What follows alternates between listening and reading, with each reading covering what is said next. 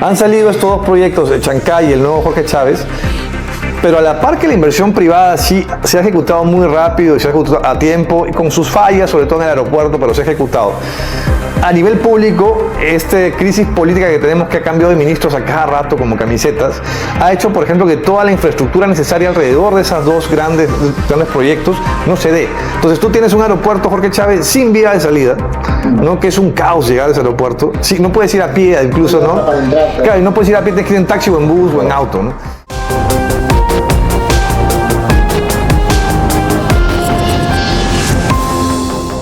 Hola, ¿qué tal? Muy buenos días, querida audiencia de Lumen. Estamos aquí esta vez con Hans y con José Carlos. Justo vamos a hablar de temas picantes, entretenidos y económicos, justo para lo que ustedes están buscando, que es las finanzas.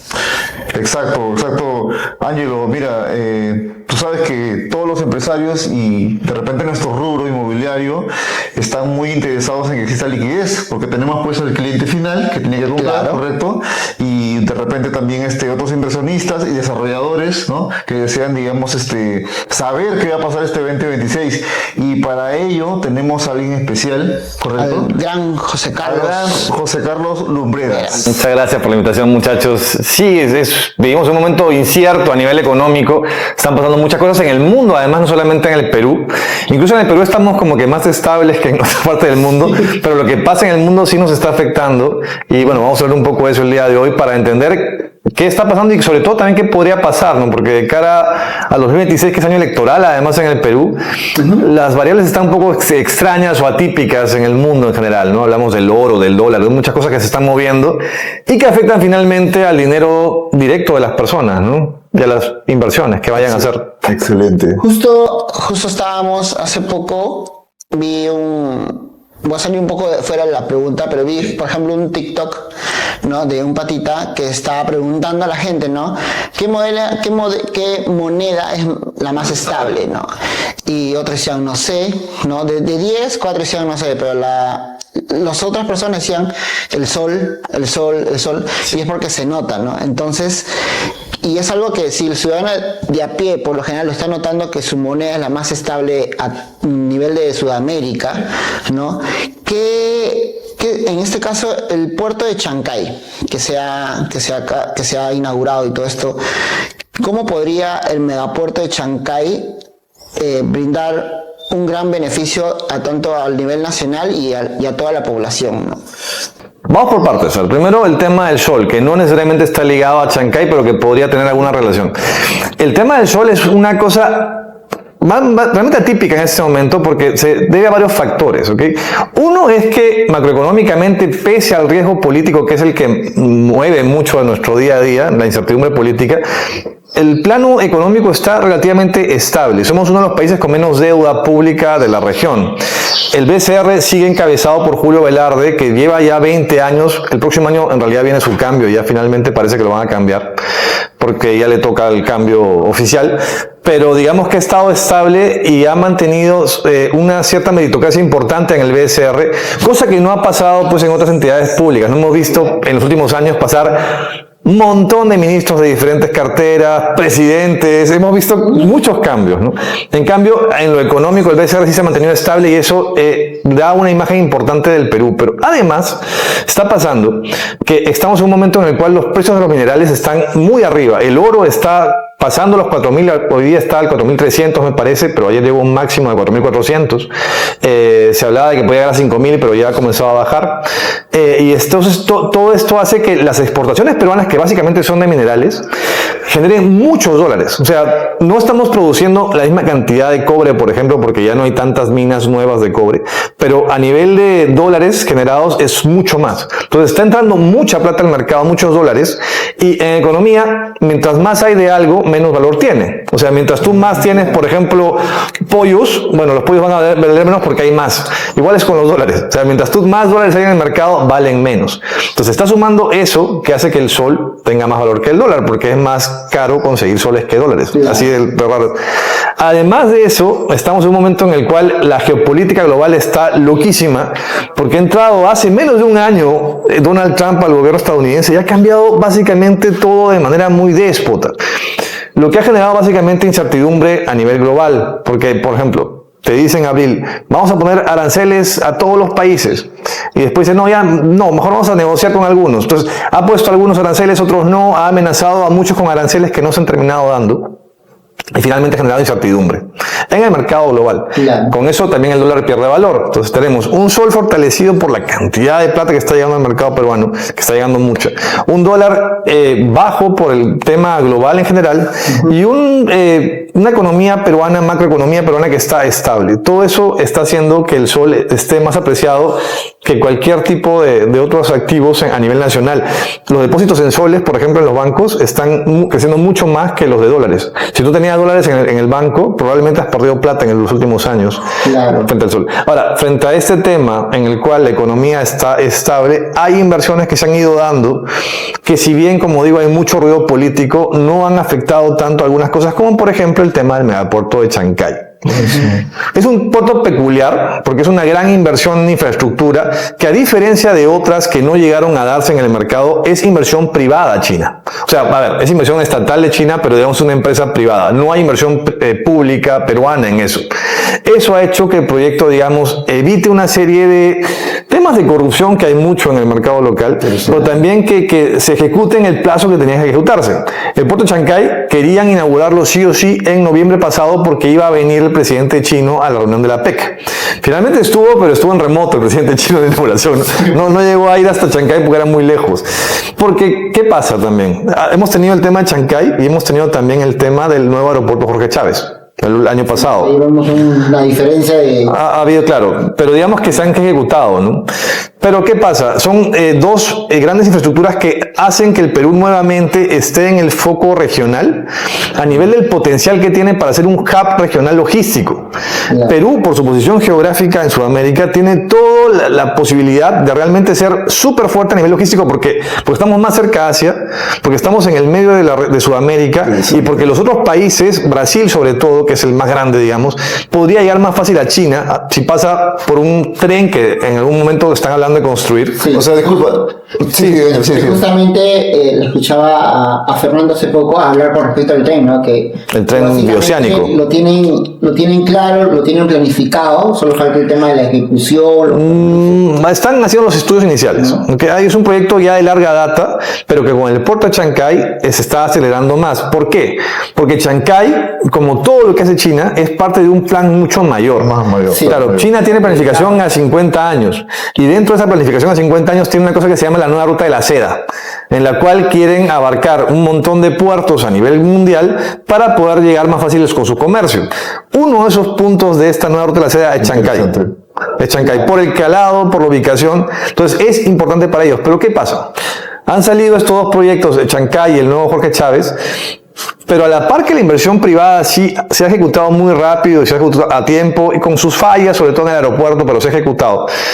A nivel público, esta crisis política que tenemos, que ha cambiado de ministros a cada rato como camisetas, ha hecho, por ejemplo, que toda la infraestructura necesaria alrededor de esos dos grandes proyectos no se dé. Entonces tú tienes un aeropuerto Jorge Chávez sin vía de salida, ¿no? Que es un caos llegar a ese aeropuerto. Sí, no puedes ir a pie incluso, ¿no? Claro, y no puedes ir a pie, tienes que ir en taxi o en bus o en auto, ¿no? Tienes este Chancay, que es un megapuerto que no tiene realmente vías de acceso adecuadas. Entonces hay muchas cosas que no se están planificando. Hace falta un gobierno, veremos qué pasa el próximo año, que planifique mejor ese tipo de cosas. Pero sí es importante el tipo de inversiones que se están dando. Ahora, dentro del tema de Chancay, además, también se está hablando y ya se ha aprobado en el Congreso un tema que se llama las zonas económicas especiales, ¿no? Que son como zonas francas, pero son más que zonas francas, ¿no? Incluyen, por ejemplo, temas de manufactura. La zona franca básicamente es un espacio en el cual empresas relacionadas a logística están, no pagan algunos impuestos y pueden, pero son básicamente en tema logístico. Las zonas económicas especiales, además, incluye un tema de manufactura. O sea, la gente que produzca dentro de estas zonas que están aledañas a los puertos tendrían costo cero de impuesto a la renta, y la idea es que produzcan ahí para poder después exportar a Asia. Entonces se están anunciando la llegada así de inversiones importantes a estas zonas económicas especiales. Se pensó más en Chancay, pero hay 10 zonas económicas especiales pensadas en el país. Se están moviendo las cosas. Pregunta. Tengo dos en realidad, ¿no? La primera sería, entiendo que Brasil a nivel de Sudamérica, de Latam, digamos, es el más interesado, ¿no? Es el más interesado y de repente el que tiene, digamos, el que es más dominante, ¿no? Tiene más capacidad y necesita sacar su mercadería, correcto, por Chancay, ¿no? Esa es la primera, si es así, ¿no? Y la segunda sería si es que somos parte de la cadena de producción de China, ¿no? A ver, en el caso de Brasil sí es el más importante porque también su tamaño de mercado es el más importante, ¿no? Es gigante, Gigante. y produce un montón de cosas. O sea, Brasil tiene producción de automóviles, tiene producción de un montón, la manufactura es fuerte en Brasil, ¿no? Tienes a Sao Paulo, que es una ciudad básicamente industrial, gigante. Entonces sí les es rentable para ellos llegar más fácil a China. Además tienen una relación fuerte con China. Hace poco, después de la reunión de la PEC, este año, en 2025, hubo una reunión entre Xi Jinping y Lula da Silva, en la que estaban hablando de estrechar lazos comerciales más fuertes. Dentro de esa reunión, que fue, me parece que en el mes de septiembre o agosto, por ahí, se habló ahí justo de la reactivación de esta idea del tren bioceánico de Brasil a Chancay, ¿no? Y dentro de eso van a hacer unos estudios para poder hacer que van a usar rutas que ya existen, van a unir rutas que ya existen para poder hacer eso. Falta ver la posición de Perú en esto, ¿no? Perú ha dicho que ellos no quieren invertir en esto, el actual gobierno, ¿no? Entonces, bueno, el anterior, ya no es el actual. Sí, claro. Que no iban a invertir en este tema, que lo viera Brasil. Hay ciertos problemas, pero finalmente, seguramente, si hay interés de hacerlo, se va a hacer. Porque hay plata ahí, ¿no? Es necesario. Entonces, sí Brasil pesa mucho a nivel regional y sí sería el principal motor, digamos, para que esto se dé. Correcto. Porque eso es lo importante y para China también la relación de Brasil con China. ¿Qué pasa? Nosotros somos un país de nicho, como una especie de exportador boutique. Más allá del cobre que tenemos, que lo exportamos en concentrados, sin mucho valor agregado, somos un país que produce cosas de mucha calidad. Tenemos estas famosas superfoods, por ejemplo, ¿no? En agro hemos crecido por estas superfoods famosas, sobre todo el arándano, que ha crecido mucho, ¿no? Pero tenemos ese tema, o sea, nosotros no producimos cantidad brutal, no tenemos una producción así en masa, pero tenemos producción de productos de alta calidad. Entonces somos un país a nivel exportador de nicho, pero Brasil sí es masivo. O sea, Brasil sí tiene con China, por el tamaño de sus mercados, una potencial muy fuerte de mover mucha mercadería, ¿no? Entonces, ojo, además de Chancay hay un montón de proyectos de puertos que se están dando en el país a futuro, grandes. Corío es un plan que todavía no está, comenzamos el día sábado esto. Corío es un proyecto que está todavía en papeles, que es un mega proyecto, o sea, es como 5 veces Chancay, me parece. El Zócalo, que es mucho más calado y podrían ingresar barcos mucho más pesados, ¿no? Sí, el problema ahí es que primero se planteó como una inversión privada de un puerto. Luego lo ampliaron mucho, agranaron mucho, el gobierno regional quiso meterse ahí, y entonces ahora es una ciudad, aeropuerto, logística, digamos, es un proyecto de $11,000 millones, que es una brutalidad. Entonces encontrar un inversor para que haga eso es complejo. Todavía están viendo, pero no hay nada concreto con Corío. Lo que sí hay es con Matarani, que van a invertir $700 millones, porque les han ampliado la concesión a 30 años más al Grupo Romero para Matarani. Pero aparte hay un montón de proyectos en puertos porque sí estamos, o sea, logísticamente, ubicación tenemos para hacer realmente un hub logístico sí somos grande. Parte de la cadena de producción, entonces, de China. Vamos a hacerlo en todo caso, ¿no? De logística, todavía no hay tanta manufactura china acá. Estas zonas económicas especiales que te comentaba hace un rato apuntan hacia eso, hacia que vengan empresas asiáticas, no necesariamente de China, a producir aquí con manufactura local para poder llevar a otros países. Por ahí va el plan a largo plazo. Todavía no somos tan importantes, digamos. De China tenemos minas, exportadoras de cobre, tenemos sí un par importantes, tenemos la energía eléctrica de Lima que está manejado por empresas chinas, hay muchas constructoras chinas que están en proyectos de infraestructura. A nivel de manufactura todavía no estamos en ese tema. Está el Bank of China, que básicamente financia empresas chinas acá en el Perú para algunos proyectos. ¿Podemos ser importantes? Sí. El tema es que lo que nos falta en el Perú es infraestructura en diferentes regiones. Exacto. Entonces, tenemos mucho potencial, tenemos en realidad potencial para crecer mucho. Una última pregunta para esta etapa, para que Ángelo pueda realizar la siguiente pregunta. Digamos, en el caso del puerto de Chancay, ¿no? Entendemos que Estados Unidos y China tienen una rivalidad, ¿correcto? ¿No? La pregunta es, ¿no? ¿Qué tanto? Ya hemos visto, como tú dices, un Trump bastante bipolar, ¿no? Esquizofrénico, psicótico, haciendo una serie de movimientos, pues, ¿no? Amagues. ¿Tú crees que sea capaz de castigarnos tentativamente con aranceles u otro tipo de de estrategias, comportamientos. Ok, mira, en enero, cuando ya había ganado Trump, pero todavía no había tomado el poder, enero-diciembre, un asesor muy fuerte de Trump dijo: el Chancay, el puerto de Ojo, tiene accionistas chinos, o sea, sí, ojo con esto, deberíamos poner los mismos aranceles que le vamos a poner a China. Eso lo dijo un asesor de Trump. Exacto. Finalmente no se llegó a dar esto, ¿no? O sea, a Perú le pusieron un paquete de 10% de aranceles, que era el más bajo que puso a todo, le puso a todos los países aranceles, a todos. Sí. Y el 10% fue el más bajo, y es lo que nos tocó a nosotros. No han vuelto a hablar del tema de Chancay. ¿Podrían? Sí, es una posibilidad, porque claro, ahorita están, pero ojo, ahorita están en una fricción muy fuerte entre China y Estados Unidos, en la cual se están menguando las aguas porque Estados Unidos se ha dado cuenta que no se puede pelear con China al nivel que ellos quieren. Pero estamos en un momento global muy importante, porque están ahorita justo... Trump ha como que gatillado un tema que ya se está hablando hace buen tiempo, que es el cambio de hegemonías en el mundo.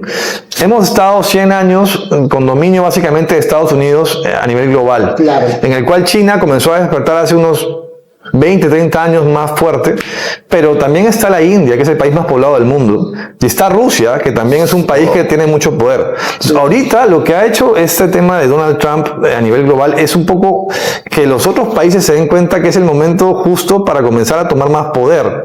Tienes a una Rusia tocándole y fregando a la OTAN, que está viendo a ver si es que qué pasa con Ucrania y si responden algo que no están respondiendo. Tienes una China que está creciendo mucho en las regiones donde Estados Unidos ha dejado de apoyar, ellos se están metiendo. Y tienes una India que quiere tener más poder porque tienen el tamaño de mercado más importante y tecnológicamente son muy importantes. Estamos en la era de la tecnología. Entonces, estamos justo viendo el inicio de un cambio de hegemonías en el cual lo que se espera básicamente no es que Estados Unidos pierda poder, pero sí que los otros tres tengan más poder. Entonces, haya como una especie de poder compartido, ¿no? Una especie de 4 cabezas que estén manejando el panorama global. Y eso finalmente repercute en temas económicos locales también. Claro. Porque finalmente las inversiones y todo lo extranjero que venga va a depender un poco de eso también. Y supongamos en el caso que en el 2026 Estados Unidos entre en una desalarización, ¿cómo se vería afectado las grandes empresas, inversionistas en las grandes empresas peruanas que están, digamos, estos grupos económicos grandes y el trabajo de las personas de a pie, qué tanto podría ser afectado? Porque, o sea, en este caso, como hemos hablado, ¿no? Está India, está Rusia, está China, que son grandes potencias que si se juntan, ¿no? Va a afectar grandemente la economía de Estados Unidos. Rivalidades también, ¿no? Entre los países, estos países también son rivales, pero digamos que pueden trabajar conjuntamente para ir a ganar poder. ¿Qué pasaría? Me dices, mira, ya se ha desacelerado la economía estadounidense este año.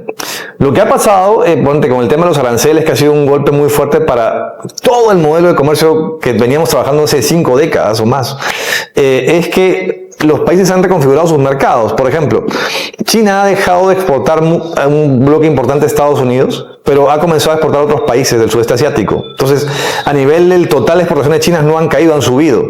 Pero lo que ha bajado es el porcentaje de Estados Unidos en eso. Entonces están como que reconfigurándose el mercado. En el caso peruano, finalmente los aranceles no aplicaron tanto porque como vendemos productos muy de calidad y muy de nicho, ha habido demanda todavía, no competimos con Estados Unidos en el caso peruano, ¿no? Entonces por ahí. Y por ejemplo, pensando a largo plazo, Estados Unidos va a mantener su poder igual. Hay un caso interesante que salió publicado hace ya unos meses en Hilera en sus 13, un artículo de Lloyd Marchand que hablaba del Grupo Romero.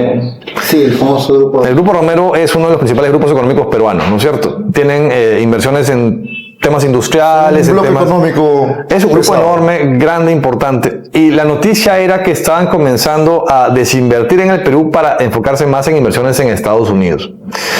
Pensando a largo plazo. Justo el próximo año están cambiando el liderazgo de la cabeza del Grupo Romero. Ellos tienen un protocolo familiar muy importante, muy fuerte, que creo que hasta los 65 años o algo así, tú puedes ser presidente del grupo y una vez que terminas, que cumples esa edad, te tienen sí o sí que cambiar. O sea, son bastante ordenaditos con eso. Entonces va a entrar la nueva generación de los Romero ahora a manejar el Grupo Romero a partir de enero.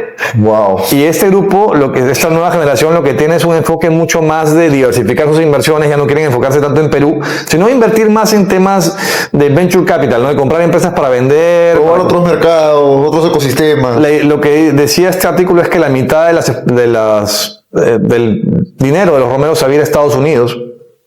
y el resto, la otra mitad, entre América Latina y Perú. A lo que voy con eso es que en realidad, si esa es su visión a largo plazo de los Romero, que son un grupo muy consolidado, es porque Estados Unidos no va a perder realmente poder pensando a largo plazo. Donald Trump va a estar 4 años, quizás 8, pero si es que le va bien, no le está yendo tan bien ahorita. Está muy confrontativo, se está peleando con la gente, incluso internamente en Estados Unidos con la población que él gobierna, está teniendo, dice, enemigos internos en Estados Unidos. Entonces, digamos, no va a perder poder por 4 años que esté él. Sí va a haber un desorden, ya lo hay, pero yo no creo que vaya a afectar tanto el tema. ¿Qué pasa? Nosotros somos más dependientes ahorita de China que de Estados Unidos en muchos mercados. Ahí Ángelo, José Carlos, tengo ahí como que, ¿no? Un insight. Sí. De cara, digamos, al 2026, a las nuevas elecciones, a qué va a pasar y todo ello. Y digamos que, como pronóstico, ¿no? Si esto fuera, digamos, a bien, ¿qué pasaría si Perú decide, digamos, darle más protagonismo o digamos aprovechar las tierras raras que tenemos, entiendo, en Chachapoyas, Puno, ¿no? ¿Qué pasaría? El tema de las tierras raras es un tema complejo, porque es muy contaminante. ¿Okay? Entonces necesita cierta legislación que no tenemos todavía. Pero si decidimos, ¿qué pasaría? ¿No? Con China, digamos Sí, a ver, en realidad, a ver, ahorita actualmente, como te digo, China, que hablábamos antes de empezar la entrevista, controla el 90% del mercado de las tierras raras, el mercado de extracción y de manufactura, de refinamiento de las tierras raras. Las tierras raras son este grupo de elementos de la tabla periódica que son 17 elementos. Nuestros amigos de repente del ruido inmobiliario pues dirán que raro es esto, ¿no? Sí. Claro, son un grupo de 17 elementos que están en la tabla periódica que se usan para fabricar imanes, sobre todo imanes, pero también en la industria automovilística, en la industria de armas y tema de tecnología, básicamente computación cuántica y todo lo que se viene. O sea, son minerales importantes para eso. ¿Dominan ciertamente o dictan la pauta económica a nivel mundial o no? No, son importantes, sí, son importantes sí por lo que pueden producir. Exacto. O sea, no tanto por el valor que tiene el metal ahorita, sino por lo que te permiten generar. Exacto. No que es toda esta industria que hemos hablado. Tecnología, autos, armas. Entonces, quien tiene el dominio sobre eso, tiene el dominio sobre lo que pueden los otros producir de esas cosas. Entonces, China ahorita tiene, como te digo, por un tema de una estrategia de 30 años que han estado manejando, en la cual comenzaron a comprar minas y comenzaron a hundir el resto de las minas de otros países, porque, por ejemplo, en el 91 el dominio de las tierras raras lo tenía Estados Unidos.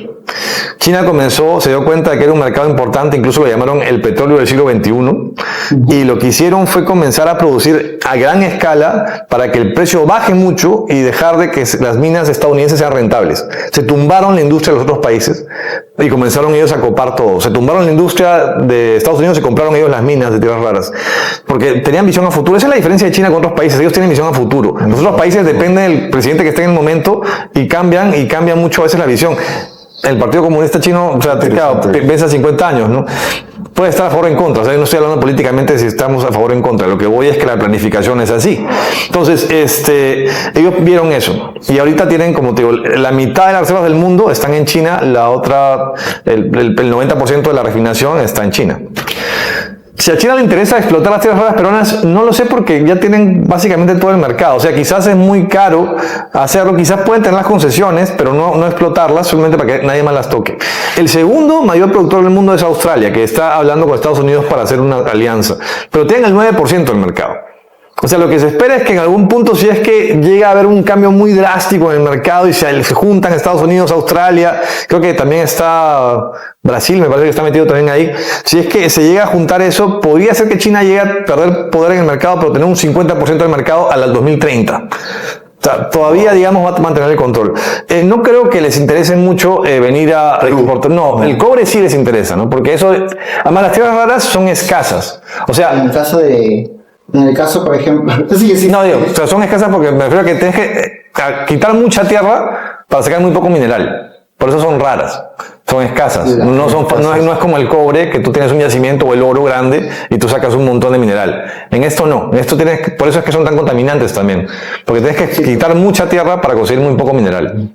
Bueno, pensando de cara ya al 2026, ¿no? Sabiendo que va a haber el cambio del BCR, esto y más la coyuntura de, digamos, en este caso de las crisis globales que hay, ¿qué tanto crees que puede afectar la economía nacional, ¿no? para el próximo año? Claro, acá en el Perú pasa algo complejo, y es que hay, o sea, a diferencia de otros países de la región también, que es que el mismo año cambiamos de presidente, de congresistas, ahora van a haber senadores también, y también vamos a hacer un cambio en el BCR, o sea, digamos que todo se junta en un mismo momento. Hay otros países en los cuales hay elecciones presidenciales y después hay congresales, que tiene más sentido. Acá no, acá todo es así como las patadas.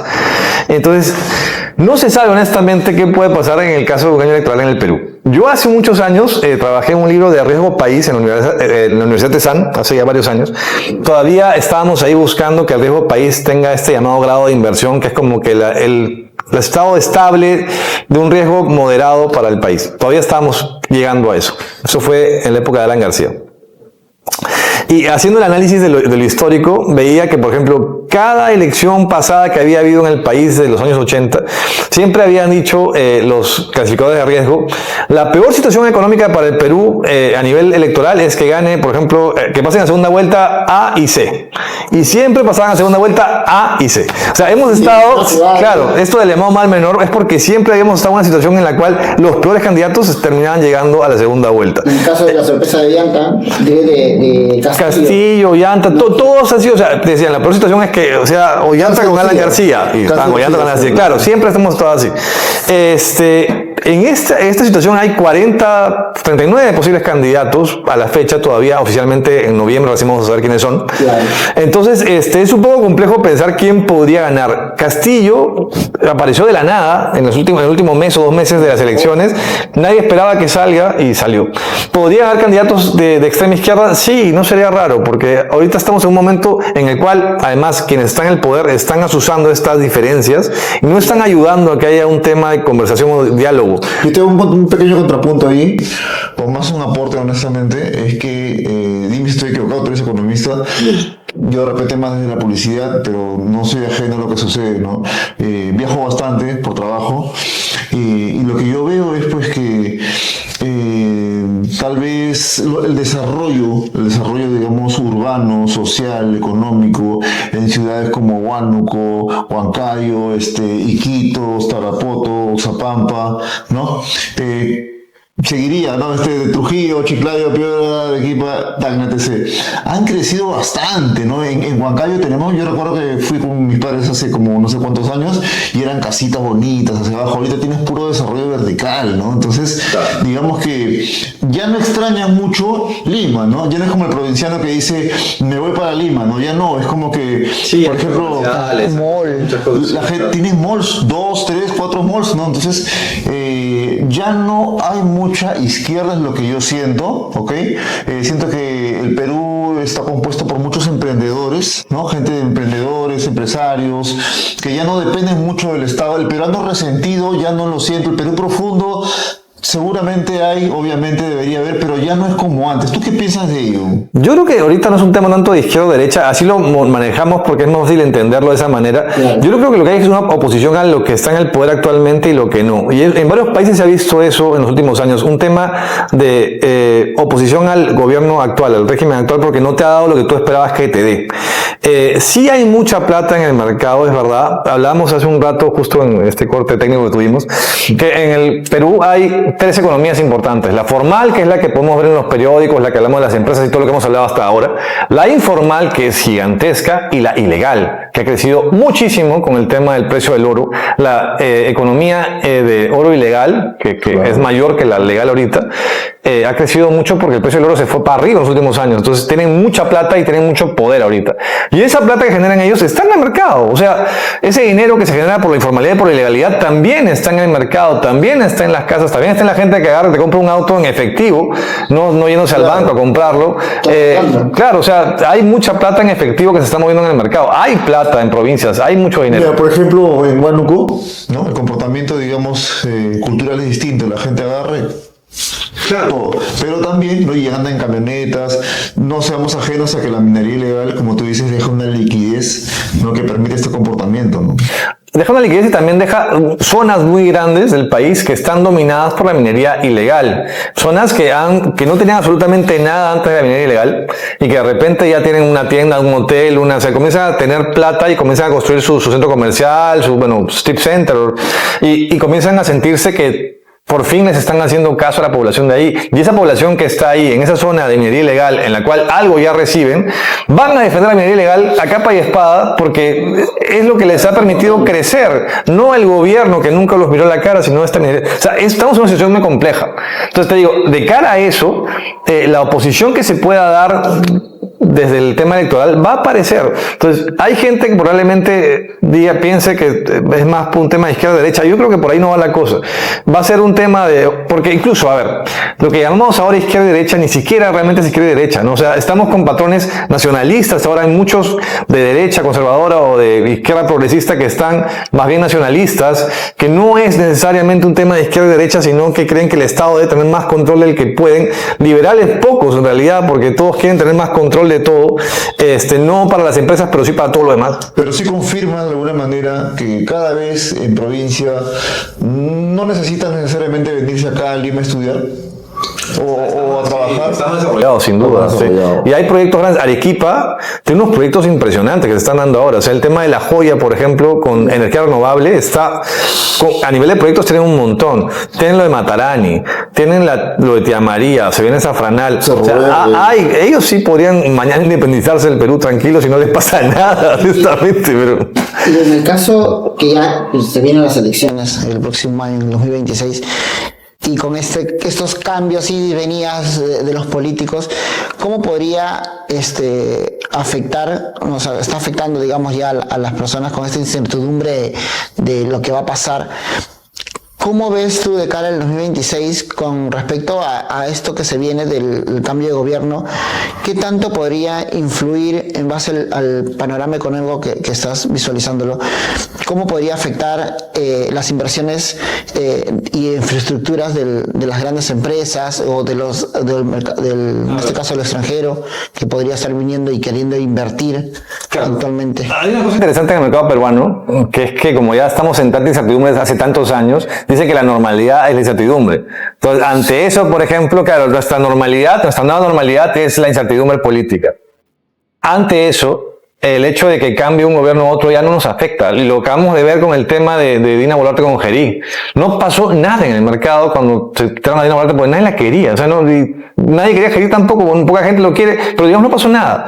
Hemos cambiado de presidente y no pasó nada económicamente hablando, porque hay un continuismo. Lo que va a pasar el siguiente año, a ver, de todas maneras va a bajar un poco las inversiones porque no tanto y cambian alcaldes también el próximo año, me parece. Entonces cambia todo el próximo año. Entonces, claro, va a haber un tema así de menos inversión porque está entrando gente nueva. Entonces, eso va a demorar que la ejecución de proyectos se dinamice de la misma manera. Van a cambiar gente de todas maneras, va a entrar gente nueva a ciertas entidades y eso va a bajar sí o sí la inversión el próximo año, más por un tema de incertidumbre, por un tema de cambio de cabezas. Entonces, no hay continuidad. Que van a cambiar varias. O sea, todo va a cambiar el próximo año, ¿no? Ya te digo todo. Presidentes, congresistas, senadores, ministros, gobernadores, alcaldes, todo cambia el próximo año.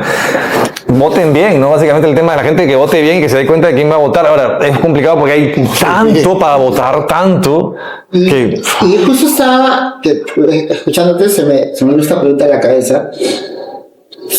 En el caso de una suposición, si tú fueras ministro de Economía, ¿qué planes, te gustarían que se desarrollen o qué soluciones tú verías para poder hacer, no un cambio rápido, porque sabemos que los cambios en nivel nacional son amplios, pero qué fórmula podrías tú dar para que se pueda iniciar el primer escalón a un cambio económico?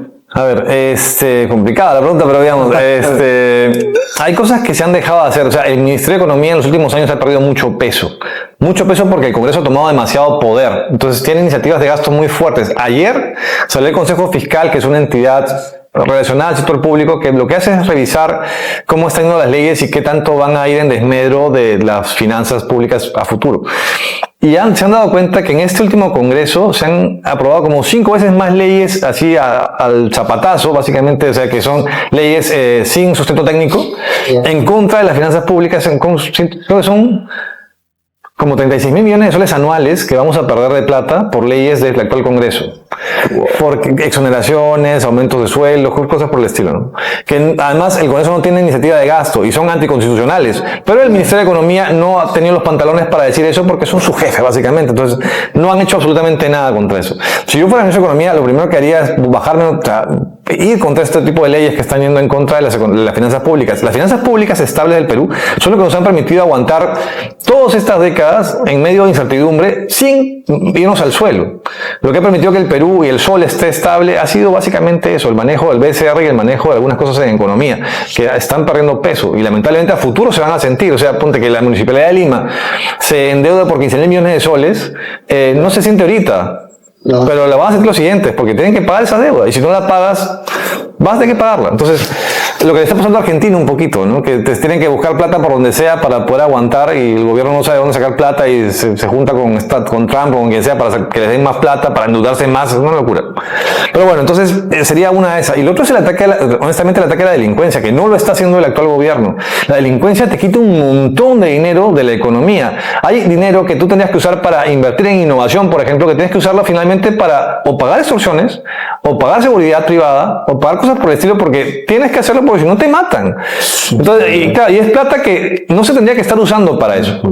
Pero y además eso también desincentiva inversiones. Si viene una empresa, no sé, ponte de España a invertir acá y le dicen ya tienes que pagar una coima de tantos anuales o te mete una bomba, pues no voy a invertir ahí, me voy a otro país. La inversión extranjera directa no se mide en función a qué también está el país, se mide a qué también está el país en base a otros.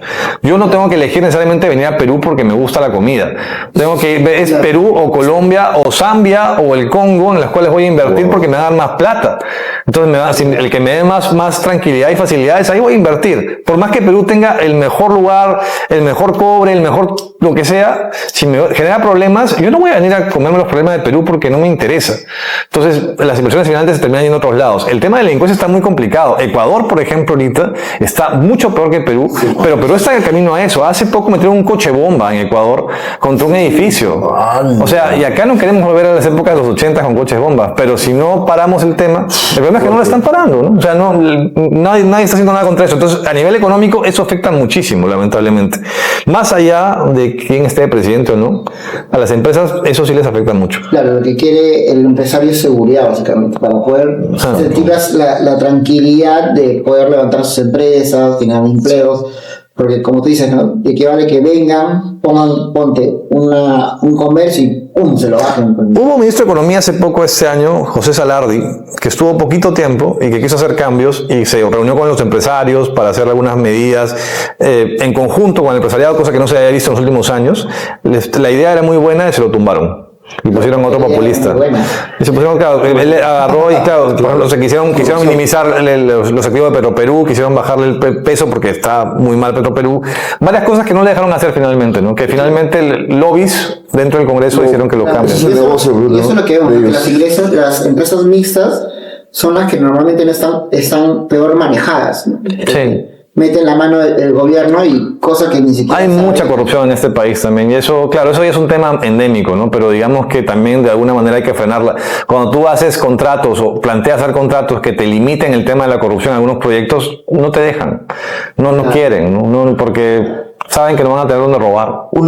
Tal vez yo hago una última pregunta, tú puedes continuar, Ángela. Yo pienso lo siguiente, ¿no? O sea, para nuestros amigos del rubro inmobiliario, que no son ajenos a todo lo que pueda suceder, en el tema económico y que cobran en dólares, de hecho, en sus terrenos, en sus proyectos, tú sabes, ¿no? Está en dólares, ¿no? Entonces, y el dólar, entiendo, ahorita no está en su mejor momento, puede empeorar, pero en todo caso el pronóstico lo puedes generar tú de repente ahora a manera de pronóstico, ¿no? ¿Qué nos espera tentativamente, ya casi como resumen en este 2026? ¿Qué debería hacer el empresario inmobiliario, ¿no?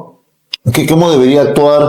¿Qué de repente medidas debería tomar de cara a que no sabemos quién va a salir incluso, ¿no? Entonces esto ya se vuelve económico y político. A ver, sí, a ver, ciertas cosas, como un resumen así para la gente del sector inmobiliario. Uno, el dólar va a estar bajo, va a crecer un poco más, ya comenzó a crecer ayer un poco más, pero no va a llegar pues a 3.7 como estuvo alguna vez, no va a llegar a eso. 4 soles. No va a llegar a eso, no, por ahí no va a estar, a menos que gane alguien que, o sea, o llegue a una vuelta a alguien que esté muy en la extrema izquierda como estuvo Pedro Castillo. Un escenario que al día de hoy los analistas lo ven complejo, pero no se puede, claro, digamos, en ese caso el dólar podría subir bastante ya por factores internos, porque está cayendo el dólar por factores externos más que factores internos. Entonces, por ahí, digamos, se esperaría que el dólar todavía se mantenga abajo de cara hasta abril del próximo año, por lo menos.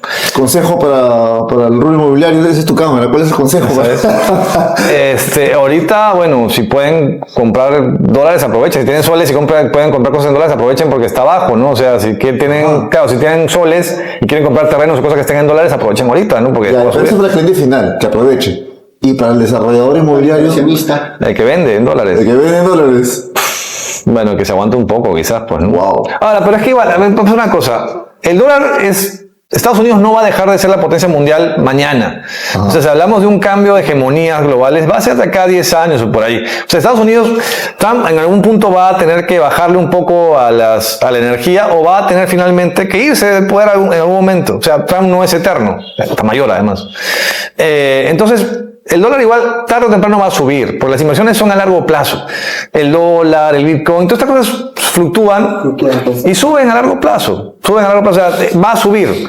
Pero el tema es que, o sea, a ver, de manera realista, está bajo ahorita en el mundo, no está en Perú bajo. Entonces, en el mundo, claro, es un tema global porque es un tema ya de Estados Unidos que está perdiendo valor el dólar. Entonces, no se espera que suba así de manera muy grande. No sé, igual los desarrolladores sí, pues los que están ahí que puedan, ¿qué consejo le darías de repente desde tu ángulo, no como economista, ¿no? ¿Qué le podrías decir? Con el dólar, ahorra los dólares que puedas, o sea, igualmente los van a recuperar valor en algún momento, no es un tema eterno. No va a llegar al punto en el cual estuvo en el 2021, no creo, no tenía que ser un escenario muy complicado que esté a ese punto. Además, incluso porque las leyes, las han adecuado para que no gane nadie que no quiera. Tal vez vender en soles podría ser. Bueno, eso sería lo ideal, ¿no? O sea, porque la gente gana en soles y ven, o sea, yo no entiendo bien también por qué el mercado todavía sigue en dólares, siendo que la gente gana en soles, ¿no? O sea, así lo mantiene. No sé por qué se mantiene ese tema de los precios en dólares. Digamos, ¿Que se ve menos? Claro, hay un tema de imagen visual, ¿no? Se ve menos, sí. Se ve menos, posiblemente lo hagan quizás por eso. Digan, está este monto. Porque, o sea, a nivel de monedas el sol ha sido estable en los últimos 10 años, el dólar no. Entonces, si lo mantienen por eso, bueno, entiendo, pero ahí está el marketing, pero igual vas a ganar menos, ¿no? Finalmente si gastas en sol. El tipo es tan cruel como el dólar. Última pregunta. Sí, ahora última pregunta. ¿Crees tú que haya una futura burbuja inmobiliaria que se esté inflando con todo esto? Han hablado de eso, ¿vale? He escuchado varias veces el tema de la posible. Lo que entiendo es que no hay señales, honestamente, en este punto para hablar de una burbuja inmobiliaria. Todavía no. Todavía los precios están como que pueden crecer un poco más y tienen sustento en eso.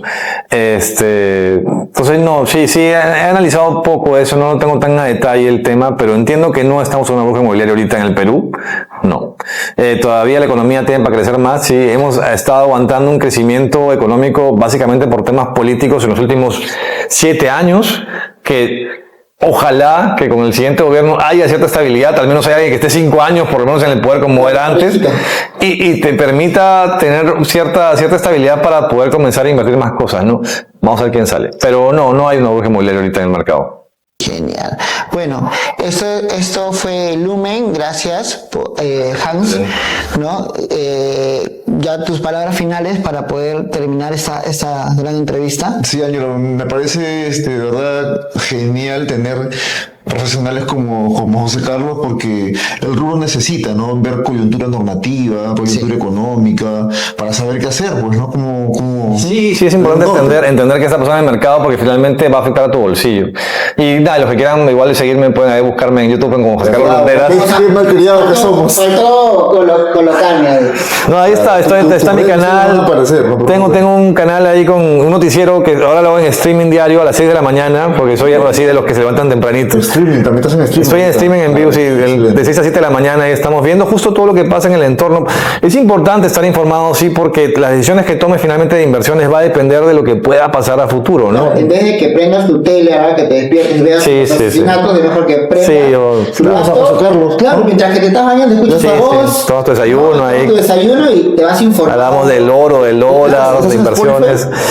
No, estoy en YouTube de momento, es el canal que manejo. Claro, eso sería bueno, ¿no? Que en vez de que estén viendo mataban a la esquina, que esto, sí, eso no. O sea, aprendes, entras sí, canal y conversar en streaming es rico porque debates, ¿no? Y ves lo que está pasando. Sí, ahí estamos, genial. en eso. Así que es algo que se debería hacer también. Yo lo voy a hacer, voy a entrar. Yo también, entremos, ahí los espero. Yo sé que es muy temprano, pero en realidad es el horario que me acomoda más a mí, ¿no? Claro, 6 de la mañana. Yo me despierto 5 de la mañana. Estamos igual. Ahí por ahí. Sí. Así que, bueno. Y gracias por la invitación, en realidad ha sido un placer hablar con ustedes y con su público también. Vaya, el canal está empezando, vamos a hacer que crezca también ahí, compartirlo para que siga creciendo gente. Gracias José Carlos, gracias Hans. Gracias, Andrés. Gracias a la comunidad de Lumen por ver todo este video y nada, siempre buscando la información correcta para que ustedes sepan cómo trabajar, invertir, todo en el mundo del sector inmobiliario para que puedan estar informados. Así que gracias, nos vemos en el siguiente episodio.